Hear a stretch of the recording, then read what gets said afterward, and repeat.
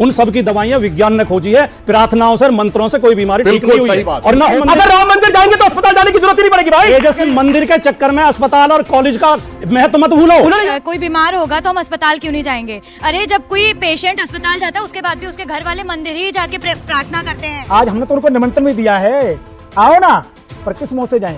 हिम्मत नहीं पड़ रही, हिम्मत नहीं पड़ रही। कह रहे हैं कि राम मंदिर जो हो रहा है वो अभी आधा अधूरा है, उसकी प्राण प्रतिष्ठा अभी नहीं हो सकती, थोड़ा ठहरना चाहिए उसके लिए।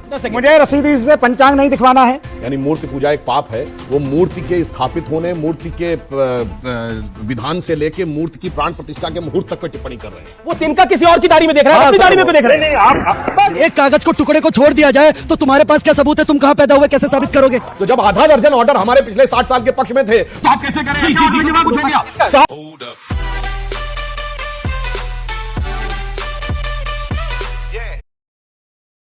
स्वामी प्रसाद मौर्य मूर्खता कर रहे हैं या ये चतुराई कर रहे हैं? कौन सी बात? स्वामी प्रसाद मौर्य कौन सी बात पे? हिंदू धर्म धोखा है।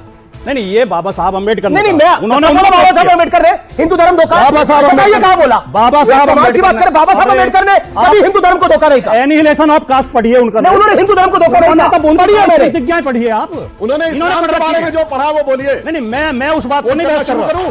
वो मेरे हर इस्लाम के बारे में जो बोला वो आप बता दो।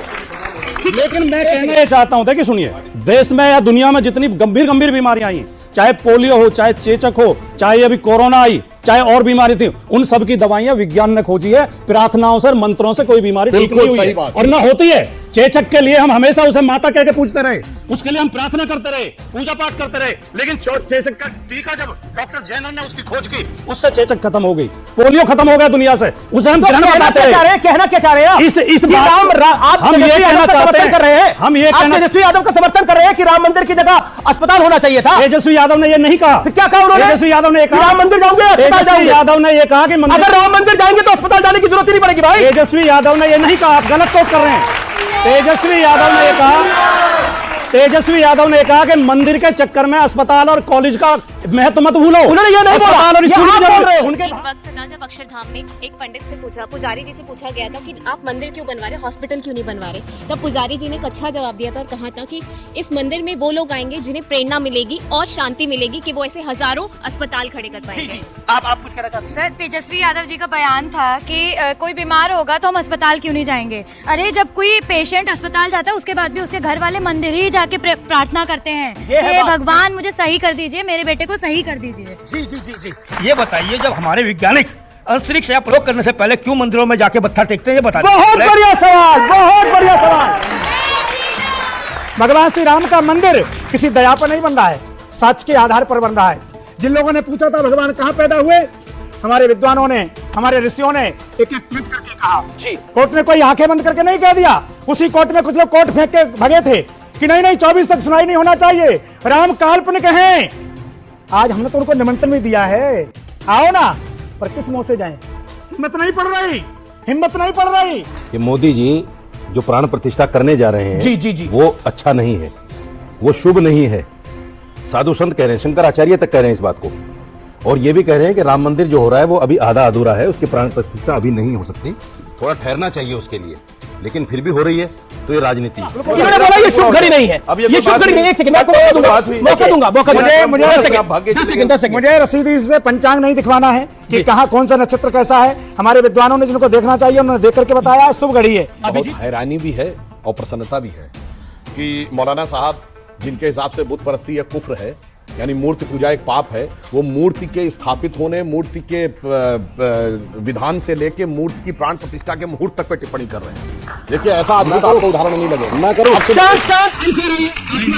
ये लोग ऐसे अद्भुत हैं।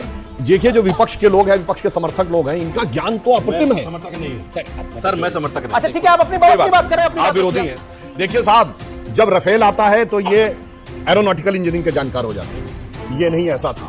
अब सुनिए, जिस समय वैक्सीन आता है तो ये सेलुलर माइक्रोबायोलॉजी के जानकार हो जाते हैं। जब वैक्सीन का सैंपल सर्वे आता है आप पे नहीं मेरे सर, को टिप्पणी अरे करी थी आप आपने। पे थोड़ी बोल रहे हैं, बोल रहे हैं आप। आप कहा है? बोला आप अपने अरे व्यवहार सर, से भगवान का किसी और की गाड़ी में देख रहे हैं, आप अपनी गाड़ी में देख रहे हैं। जवाब दे रहे हैं पंजाब के अरे बारे में। महाराज, बात हुई। अरे मौलाना साहब, राजनीति वो पे तिनका- बात नहीं हुई ना भाई अरे साहब। वो तिनका किसी और की दाढ़ी में देख रहे हैं, अपनी दाढ़ी में क्यों देख रहे हैं? फिर वही बात है। जाके प्रिय न राम भाई दे तजो ताई कोटि बैरी सम जद्दब परम से नहीं। जिसको राम से प्यार नहीं उसको इस तरीके से परित्याग कर दो जैसे प्रहलाद ने अपने पिता का परित्याग कर दिया था, जैसे आपने देखा कि भरत ने अपनी माता का परित्याग कर दिया था, विभीषण ने अपने भाई का परित्याग कर दिया था। तो आज देश की जनता अगर इंडिया अलायंस का परित्याग कर रही है तो इन लोगों को मिर्ची क्यों लग रही है? और सर, दूसरी बात मैं एक चीज कहना चाहता हूँ, जो लोग राम के अस्तित्व पर सवाल उठा रहे हैं, एक कागज को टुकड़े को छोड़ दिया जाए तो तुम्हारे पास क्या सबूत है? तुम कहाँ पैदा हुए, कैसे साबित करोगे?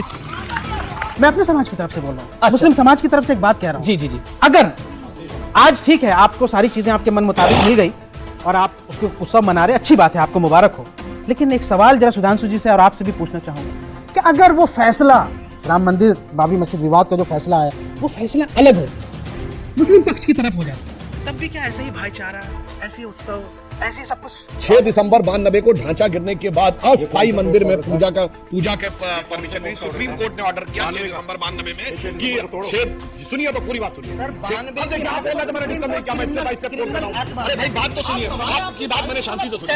6 दिसंबर 92 को ढांचा गिरने के बाद अस्थायी मंदिर में श्री रामलला विराजमान, वहीं विराजमान रहेंगे, ये सुप्रीम कोर्ट का ऑर्डर था। अब आइए साहब, 2003 में वहां पे खुदाई होगी, ये सुप्रीम कोर्ट का ऑर्डर था। 30 सितंबर 2010 को जब 1/3 2/3 वाला जजमेंट आया है, इस केंद्रीय पीठ के नीचे सैंक्टम सैंक्टोरम है, यानी गर्भगृह श्री रामलला विराजमान का है, ये इलाहाबाद हाई कोर्ट की लखनऊ बेंच का ऑर्डर था। तो जब आधा दर्जन ऑर्डर हमारे पिछले 60 साल के पक्ष में थे, तो आप कैसे करें? जवाब कुछ हो गया इसका सवाल। हिम्मत तो बोल दीजिए संविधान या कुरान? संविधान या कुरान? उनका सवाल है, उस बच्चे का सवाल है, जवाब एक जगह सुना नहीं, सुधांशु पहले डॉक्टर जवाब। आप एक अच्छे पति हैं या एक अच्छे बेटे हैं अपने माँ के? आप बोले कि मैं एक अच्छा, आप अपने माँ के लिए एक अच्छा बेटा है या आप अपनी बीवी के लिए? अरे माँ का जो अच्छा बेटा होगा वही अच्छा पति होगा। हाँ है ना, होगा। यानी एक व्यक्ति एक वक्त में एक अच्छा पति भी हो सकता है, एक अच्छा माँ के लिए बेटा भी हो सकता है और अपने बच्चों के लिए अच्छा बाप भी। इसी तरह एक मुसलमान एक वक्त में एक अच्छा मुसलमान भी हो सकता है, एक अच्छा देशभक्त भी हो सकता है और एक अच्छा जो है देश का नागरिक भी हो सकता है। आपको जवाब मिल गया। 2014 से पहले संविधान से ऊपर ही कुरान थी। मैं ऐसे नहीं बोल रहा हूं, शरिया के प्रावधान संविधान में किसी सेकुलर देश में नहीं थे। ये बताइए, शाहबानो केस में अगर ये बात आई कि विषय शरिया के खिलाफ चला गया तो सर्वोच्च न्यायालय का निर्णय कुचल के संसद में सर्वोच्च न्यायालय के ऊपर कर दिया शरिया को।